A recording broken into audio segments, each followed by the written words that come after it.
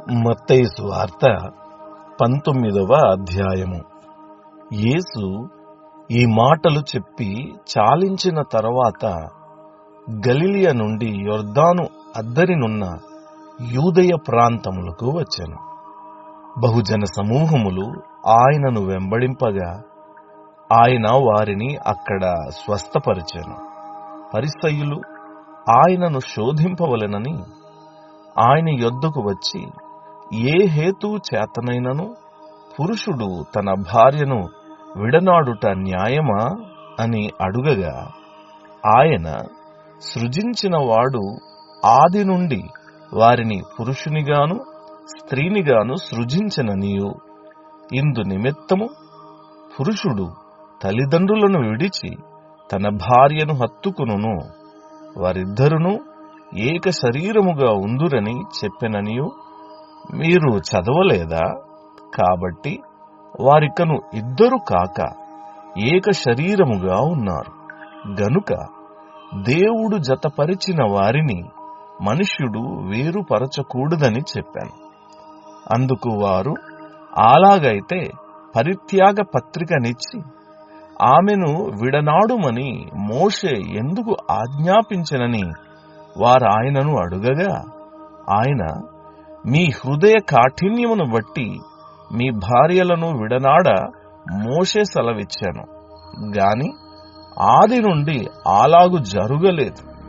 మరియు వ్యభిచారము నిమిత్తమే తప్ప తన భార్యను విడనాడి మరి ఒకతను పెండ్లి చేసుకునివాడు వ్యభిచారము చేయుచున్నాడనియు, విడనాడబడిన దానిని పెండ్లి చేసుకునివాడు వ్యభిచారము చేయుచున్నాడనియు మీతో చెప్పుచున్నానని వారితో అనెను.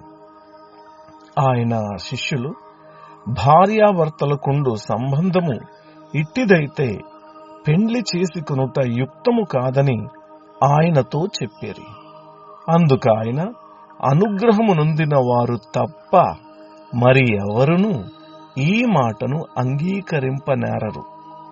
తల్లి గర్భము నుండి నపుంసకులుగా పుట్టిన వారు గలరు, మనుష్యుల వలన నపుంసకులుగా చేయబడిన నపుంసకులునూ గలరు. పరలోక రాజ్యము నిమిత్తము తమ్మును తామే నపుంసకులుగా చేసుకొనిన నపుంసకులునూ గలరు. ఈ మాటను అంగీకరింపగలవాడు అంగీకరించునుగాక అని వారితో చెప్పాను. అప్పుడు ఆయన వారి మీద చేతులుంచి ప్రార్థన చేయవలెనని కొందరు చిన్న పిల్లలను ఆయన యొద్దకు తీసుకుని వచ్చారు.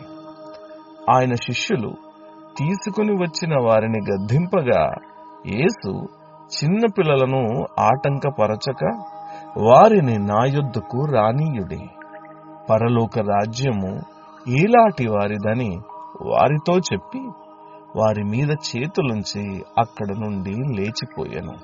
ఇదిగో, ఒకడు ఆయన యొద్దకు వచ్చి, బోధకుడా, నిత్య జీవము పొందుటకు నేను ఏ మంచి కార్యము చేయవలెనని ఆయనను అడిగాను.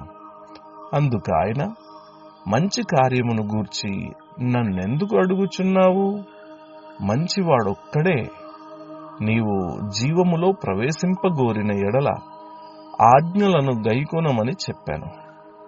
అతడు ఏ ఆజ్ఞలని ఆయనను అడుగగా, యేసు, నరహత్య చేయవద్దు, వ్యభిచరింపవద్దు, దొంగలింపవద్దు, అబద్ధ సాక్ష్యము పలకవద్దు, తల్లిదండ్రులను సన్మానింపుము, నిన్ను వలె నీ పొరుగువానిని ప్రేమింపవలను అనునవియే అని చెప్పాను. అందుకు ఆ యవనుడు, ఇవన్నీ అనుసరించుచునేయున్నాను, ఇకను నాకు కొదువ ఏమని ఆయనను అడిగాను. అందుకు యేసు, నీవు పరిపూర్ణుడు అగుటకు కోరిన ఎడల పోయి నీ ఆస్తిని అమ్మి బీదలకిమ్ము, అప్పుడు పరలోకమందు నీకు ధనము కలుగును. నీవు వచ్చి నన్ను వెంబడించుమని అతనితో చెప్పాను. అయితే ఆ యవనుడు మిగుల ఆస్తి గలవాడు గనుక ఆ మాట విని వ్యసనపడుచు వెళ్ళిపోయాను.